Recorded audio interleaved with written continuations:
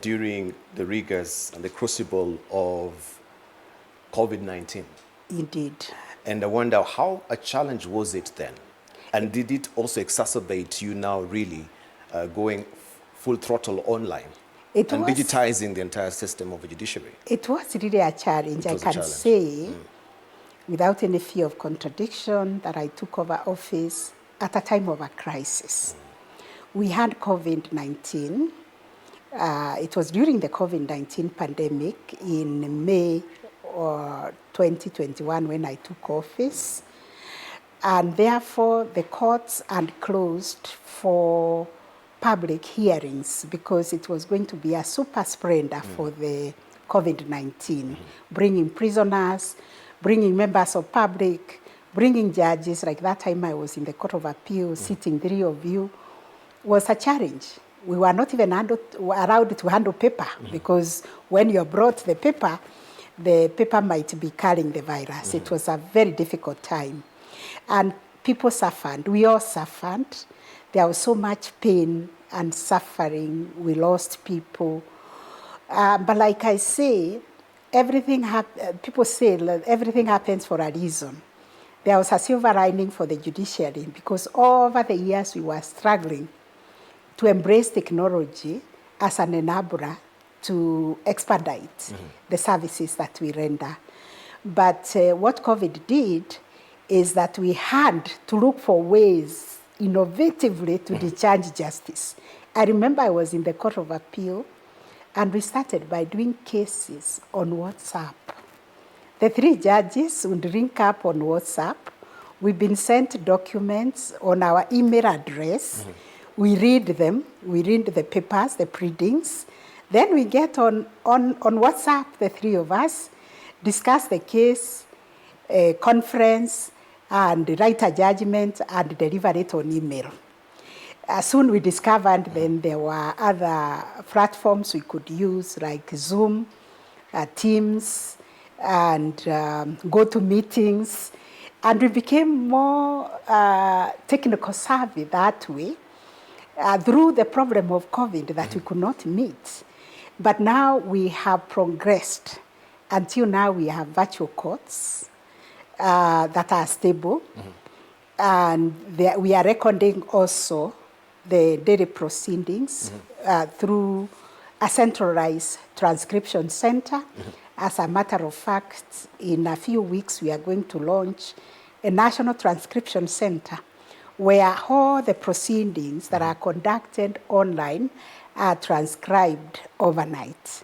And this is a process or a program we've been piloting with our proceedings, and we've been using AI for transcription.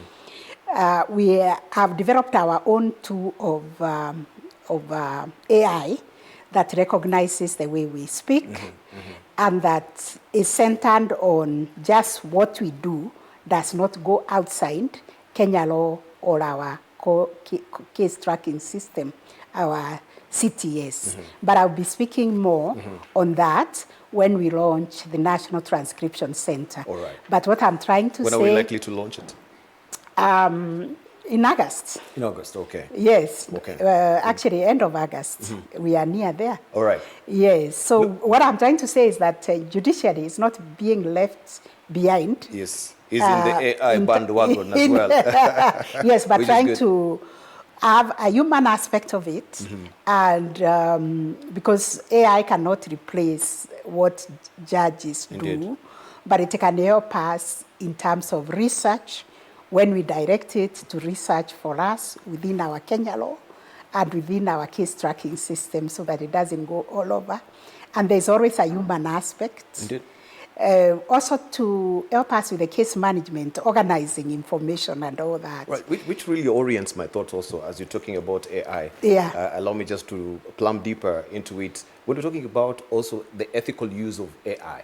Because we've had other jurisdictions where we've had judges also consulting with AI to give judgments. We don't.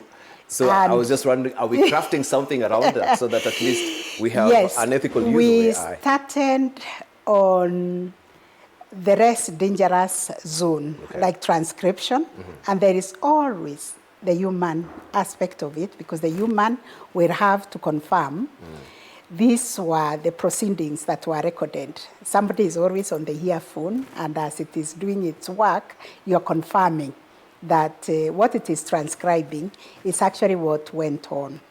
Nothing is being important to our proceedings.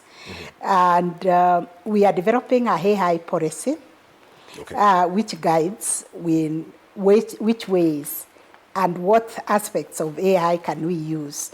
And we are developing our own tool. We are not just going to rely on Google or, other AI tools that are available. We are developing our own, which is targeting just the areas that we work and the areas of research where we want it to assist us. Yeah. Good traction. Thank you very much. Let me just now turn the conversation a bit maybe to the issue of gender. And I know it has been a big conversation, especially here in the country.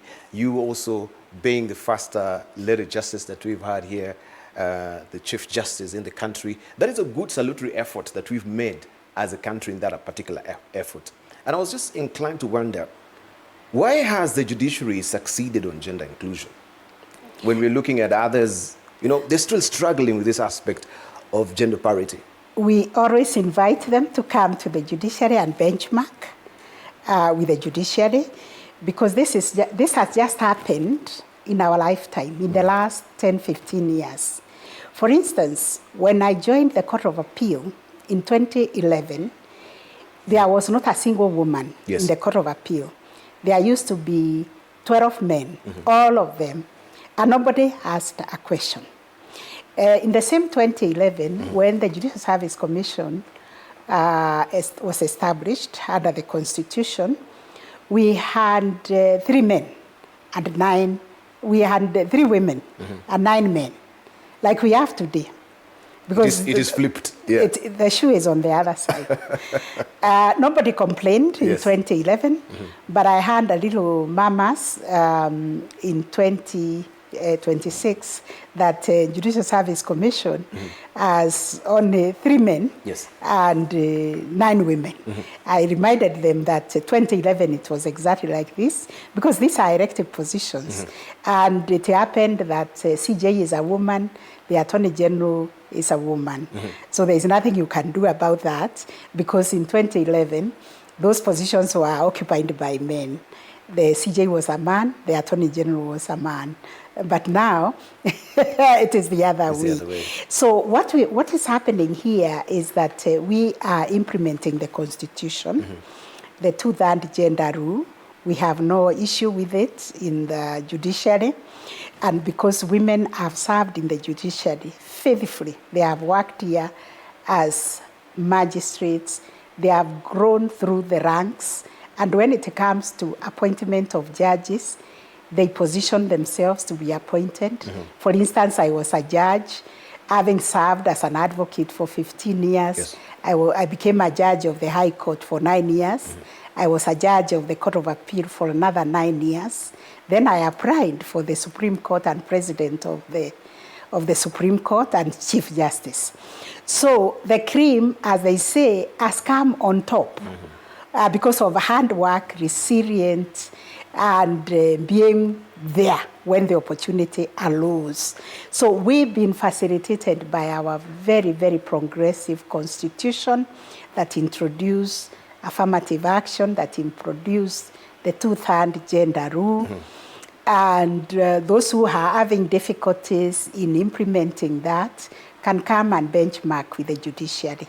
Because at the JSC, what we do, we have even a whole unit that deals with aspects of gender mainstreaming and inclusion to ensure that no one is left behind, that the imperatives of the Constitution in terms of gender mainstreaming and inclusion, including persons with disability, is taken care of in our recruitment. And we are very conscious about that when we are recruiting.